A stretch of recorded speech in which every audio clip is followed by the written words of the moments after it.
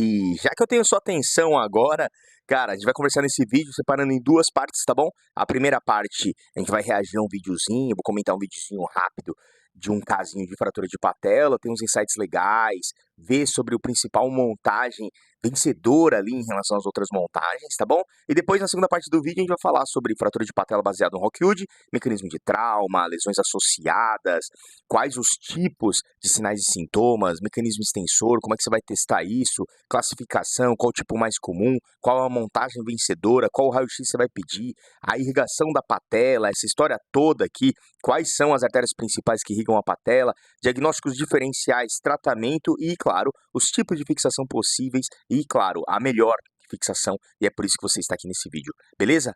Vamos embora pro vídeo, então.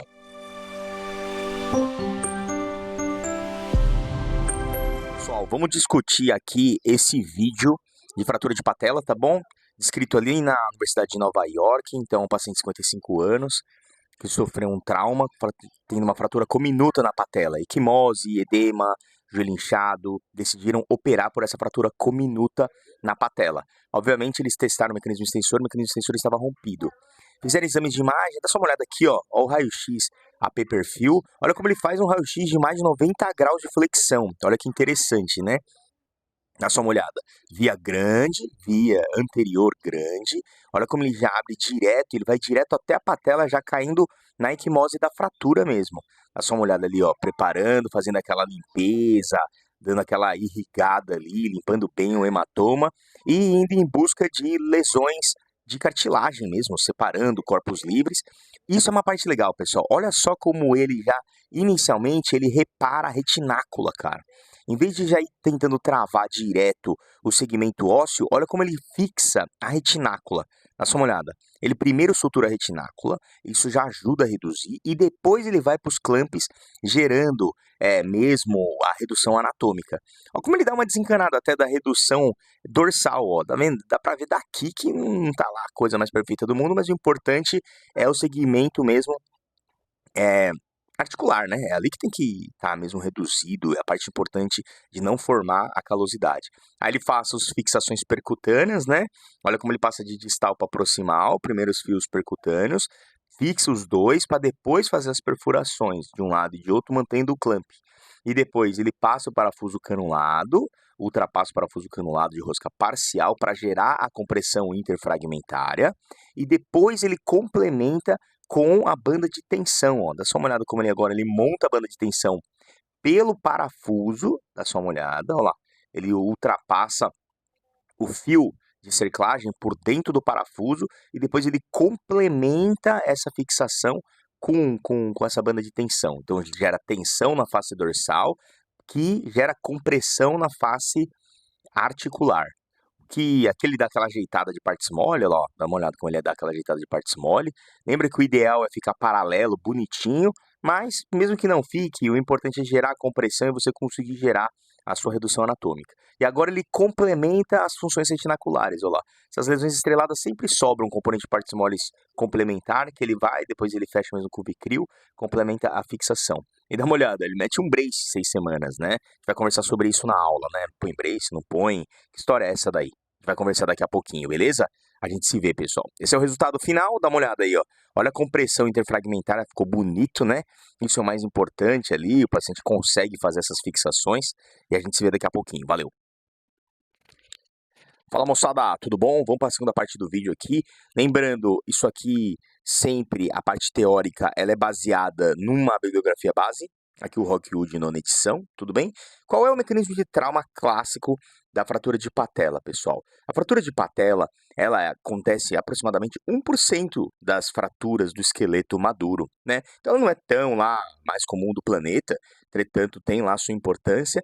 Tem um pico bimodal, ou seja, lembra aquele pico de pacientes jovens, mas também pode acontecer em pacientes mais idosos, de diversas formas, assim como se viu nos videozinhos iniciais ali, pode ter trauma de alta energia relacionado, mas também às vezes pode ser só uma queda, o idoso se envolver num acidentezinho menor e acabar tendo isso de lesão, tudo bem?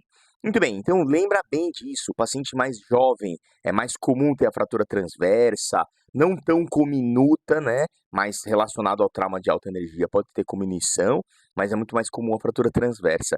No idoso, não, aquele osso mais porótico, às vezes, mesmo em traumas de baixa energia, pode gerar um grau de comunição maior, tá bom? Quais são as lesões associadas mais comuns? Eles gostam de perguntar esse tipo de questão para vocês. Olha isso, ele fala que tem taxas de lesões associadas de 15 até 28% e que mais comumente a lesão associada ocorre no membro ipsilateral inferior, ou seja, aquela fratura onde acontece a fratura de patela é naquela região que acontecem as lesões associadas, em especial duas, as fraturas de fêmur distal ipsilateral, ou seja, do mesmo lado, e a fratura de tíbia proximal, podendo acompanhar até 26% das fraturas de patela. Tá legal? Quais são essas lesões associadas que você tem que procurar? Não só a fratura de patela, mas fratura de planalto, fratura de patela com fratura de fêmur distal, e é isso que a gente tem que caçar, ou seja, fraturas associadas ao redor da fratura de patela. Combinado? Os sinais e sintomas que você vai encontrar quando você for avaliar esse paciente no pronto-socorro é uma história típica. É o quê? O paciente vai contar para você que ele teve um trauma direto na patela, que ele estava andando, e de repente ele cai, gerando uma contração do joelho, ele cai meio dobrando o joelho, né, com o joelho direto no chão, assim, tumba. Tendo um evento traumático ou não, uma escorregada, uma queda, um tropeção, ou mesmo um atropelamento, uma queda de alta altura, que ele cai diretamente com o joelho no chão, né, diretamente no anteparo. Aí ele vai chegar na sala de trauma morrendo de dor, né, com muita dificuldade até de ser examinado, tudo isso, acaba sendo muito doloroso e difícil esse exame físico, mas você vai conseguir fazer. O que que é extremamente importante? No seu exame físico, o que que acontece? Quando você ter essa fratura de patela desviada, vai ter essa hemartrose, então vai ter um sangue dentro do joelho, edema, muita dor, e ele vai ter, comumente, você vai conseguir palpar os defeitos. Como ele é mais superficial a fratura, você consegue palpar os defeitos das fraturas, ou seja, vários fragmentinhos, você consegue até palpar esses gaps. E, claro, o fato de ter tanto edema, tanta dor, vai ser difícil você avaliar, mas que é muito importante você conseguir testar o seu mecanismo extensor. Você vai fazer isso de duas maneiras. A primeira maneira é o joelho dobrado, você pedir para ele conseguir esticar o joelho. Então, quando ele consegue fazer essa esticada, essa extensão do joelho ativa, mecanismo extensor ok. E a outra maneira é, às vezes ele já está com o joelho meio esticado. Você pede para ele esticar o joelho e você pede para ele erguer contra a gravidade, mantendo o joelho esticado. Isso é a segunda maneira de você testar o seu mecanismo extensor. Se ele conseguir fazer isso, seu mecanismo extensor está ok. Lembrando que o edema piora muito, o inchaço piora muito quando tem hemartrose relacionada também à ruptura retinacular. Então, quando a retinácula não está rompida, que nem naquele vídeo, você viu que a primeira coisa que ele faz é ele reparar a retinácula. Então, o que acontece? Ele já trava bem o desvio das fraturas, ele ajuda a redução quando você fecha essa retinácula. Da mesma forma, acontece quando você faz o contrário. Se a retinácula está rompida, o hemartrose ele sai, faz um edema de partes moles muito maior e comumente o mecanismo extensor acaba sendo perdido. E é por isso, mesmo fraturas desviadas, você pode até ter mecanismo extensor de alguma maneira mantido, porque às vezes a retinácula ainda está íntegra. Entendeu isso? Muito bem, pessoal. Qual a classificação mais utilizada, né? A classificação mais utilizada é uma classificação totalmente descritiva. Acho legal vocês falarem isso numa prova oral, numa arguição. Lembra, mas essa classificação é o quê? É uma classificação baseada na radiografia e ela é descritiva. Então, você vai classificar ela como fraturas sem desvio, fraturas transversas da patela, fraturas do polo inferior ou polo superior, fraturas em estrela, fraturas multifragmentadas, fraturas verticais, essas que são comumente muito estáveis, e fraturas, avulsões de osteocondrais, mais comumente relacionadas à instabilidade patelar lateral. Tudo bem? Dessas todas, aonde você bota energia, você fala assim, cara, qual é a mais comum? Eles adoram esta pergunta. A maioria das fraturas da patela tem um traço transverso, resultado de um trauma ou de uma força excessiva de tensão no mecanismo extensor. Então, a fratura de patela traço transverso, ela é a mais comum, tudo bem? Tanto a não cominuta, tanto quando tem relações de comunição local, a fratura, transversa acontece em aproximadamente 52% das fraturas de patela desviadas, ou seja, a maioria das fraturas que você vai ter que operar são fraturas transversas, beleza? E que é muito importante, então, você saber avaliar o mecanismo extensor, que é crítico na sua tomada de decisão. O outro limite crítico, além do mecanismo extensor, é o desvio dos fragmentos da fratura, que quando tem mais do que 3 milímetros, é sugestivo, mas não é diagnóstico, né, da ruptura do mecanismo extensor. Então lembra, o que define a ruptura do mecanismo extensor é o seu exame clínico e o quanto você confia no seu exame clínico. Entretanto, no raio-x, esse desvio das fraturas com mais de 3 milímetros, ele pode ser determinante para você determinar mesmo, saber se você tem um mecanismo extensor rompido ou não. Tudo bem? Lembrando mais uma vez, nesse segmento de texto, ele chama atenção, ó, às vezes você pode ter extensão do joelho por causa da retinácula intacta. Então, a fratura pode até estar desviada, mas a retinácula intacta pode te ajudar a conseguir manter o mecanismo extensor, beleza? Então, o que você vai fazer nas radiografias? Então, você vai pedir o AP, o perfil, em especial da sua molhada. Quando você tem uma fratura de patela e a patela sobe, olha como nesse perfil o polo inferior da patela não cruza a linha de Blumensatt, mostra uma patela alta. Ou, em relação à linha interlinha articular, ela não pode ultrapassar esses 2 centímetros. Se ele está rompido ou ele está alto, esse polo inferior em relação à linha articular, você está também numa frente de uma patela alta. Assim como a patela baixa, você vai acabar usando o Insalsalvate.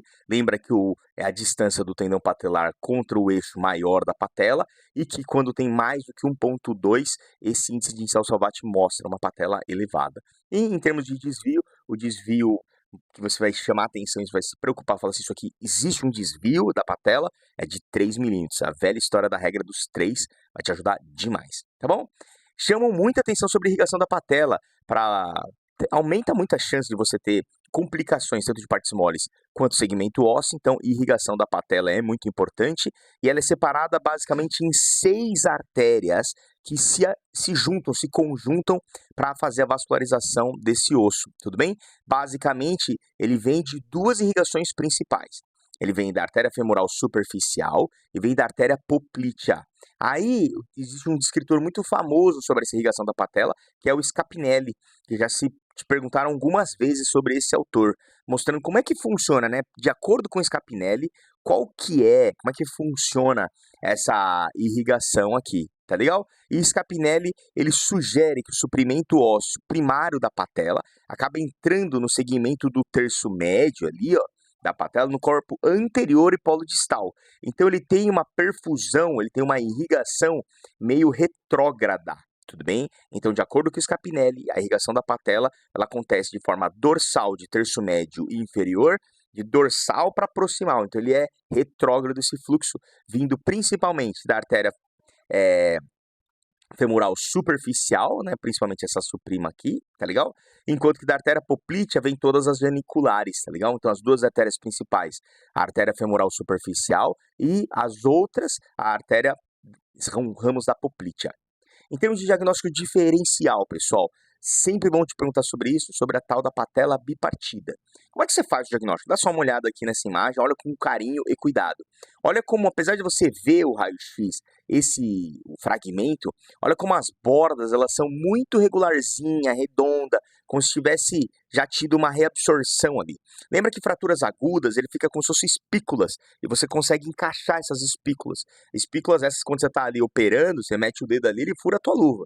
Agora, quando é uma fratura antiga ou é uma patela bipartida, como é esse caso, isso não acontece, não tem espícula. Dá uma olhada como a curva do osso, ela é mais redondinha. Olha como não tem um encaixe perfeito de espícula, porque simplesmente você não encontra essas espículas ósseas presentes. Isso aqui é a tal da patela bipartido. Comumente não tem dor, comumente é um achado de exame, comumente acaba sendo bilateral. E lesões bipartidas unilaterais são raras, beleza? Comumente acaba sendo um achado de exame. Show? Como é que você vai tratar fratura de patela? Fratura de patela é a seguinte, você basicamente tem que entrar e discutir se você tem mecanismo extensor e se você tem desvio. Então você vai lá, faz um exame clínico top e calcula na sua radiografia, na sua tomografia, e você vai em busca desses fragmentos ósseos. Se existir uma incongruência articular corpo livre, desvio mais de 3 milímetros, você está pensando em fazer uma cirurgia, tá bom? E claro, se o mecanismo extensor, se ele estiver íntegro, provavelmente você não vai precisar operar. Se ele estiver rompido, provavelmente você vai ter que operar. Então, como que é o tratamento conservador? Basicamente, você trata conservador quando tem mecanismo extensor íntegro, sem desvio, sem corpo livre. Tudo bonitinho, mete o brace ali, em extensão, 6 semanas, você vai ter uma boa consolidação, ótimos resultados. Entretanto, se você tiver um mecanismo extensor rompido, se você tiver corpo livre, se você tiver um desvio intraarticular, ou seja, intraósseo, mais de 3 milímetros, você vai ter que ir para um procedimento cirúrgico. E qual o tipo de procedimento cirúrgico vencedor? Conversando sobre fraturas de patela do tipo transversa, existem várias maneiras de você fazer essa fixação, apenas uma cerclagem, cerclagem com banda de tensão, uma banda de tensão mais fios cruzados, só cerclagem com parafuso, só os parafusos, parafusos mais fios de Kirchner mais cerclagem, fios de Kirchner mais parafuso mais cerclagem. Tudo isso é possível de ser feito, entretanto, estamos aqui para a gente tentar dar uma filtrada e você sair com dessa aula bonitinho, que é de mais importante. O vencedor em termos de tratamento, pessoal, é esse autor aqui que ele descreve, que é o tal do Carpenter.